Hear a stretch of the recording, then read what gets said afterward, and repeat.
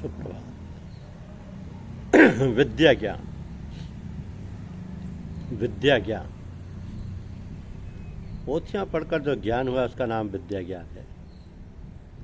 उस मोक्ष कभी हासिल नहीं होगी, क्योंकि ज्ञान के ग्रंथों में जगह जगह लिखा है कि तत्व ज्ञान मनोवासना नाश, यानी जब तक कि मन और वासना का नाश ना होगा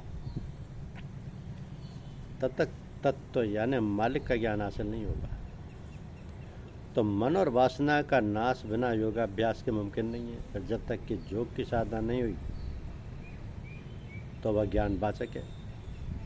इस कदर तो हर एक शख्स जिसको विद्या हासिल हुई कह सकता है और समझ सकता है फिर इसमें क्या बढ़ाई हुई, मन और इंद्रियों का क्या दमन हुआ। आजकल जो अपने तो ही ब्रह्मज्ञानी कहते हैं, जो उनसे पूछा जाए कि कहो क्या साधना करके तुमने ज्ञान पाया, तो नाराज़ हो जाते हैं। बाजे कहते हैं कि पिछले जन्म में कराए।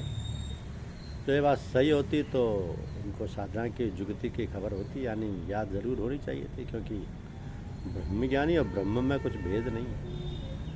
ये कहा है कि ब्रह्मविद ब्रह्मैव भवति, और दूसरा इजा तमुल फ़कर फहो अल्लाह हो। फिर सूफ़ी या ज्ञानी को सब हालतों की खबर होनी चाहिए, और इन ब्रह्मज्ञानियों का यह हाल है कि इनको अपने मन और इंद्रियों की खबर नहीं कि वो क्या क्या काम उनसे करा रही। ऐसे सूरत में अपने को ज्ञानी कहना, ब्रह्म मानना, ये उनकी बड़ी भूल मालूम होती है, और इसका फल वही है जो कर्मियों को मिले, यानी 84 का चक्कर भोगना पड़ेगा।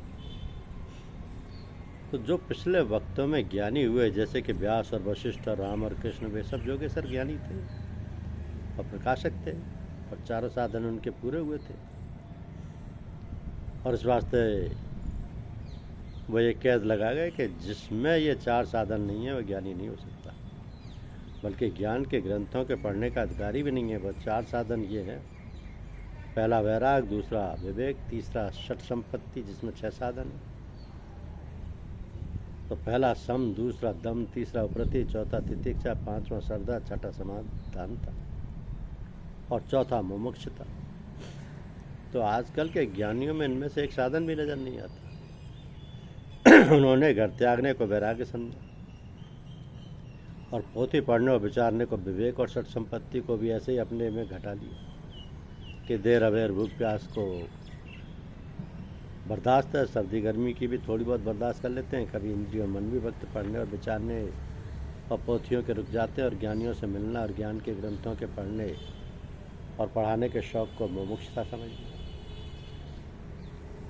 जब ये समझे तो अब उनसे क्या कहा जाए। इस मूर्खता पर अफसोस होता है कि मेला और तमाशा और शहर देशांतर का की और नामवरी के वास्ते भंडारे करने और झंडा खड़ा करके गोल बांधने वगैरह की तो इनके चित्त में ऐसी लाग है कि रेल के खर्च के और भंडारे के खर्च के लिए अदना अदना गृहस्थियों के रूबरू दीन होकर और राजा और साहूकारों से रुपया लेकर जोड़ते हैं, और फिर अपने तय वैरागवान कहते हैं। इसी से जाहिर है कि उनको वैराग के स्वरूप और अवधि की जरा भी खबर नहीं है।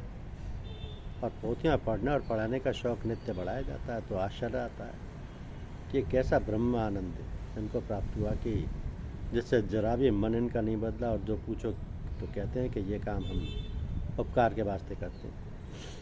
तो ये कहना उनका साबित करता है कि उनको ये भी मालूम नहीं है कि उपकार किसका नाम है।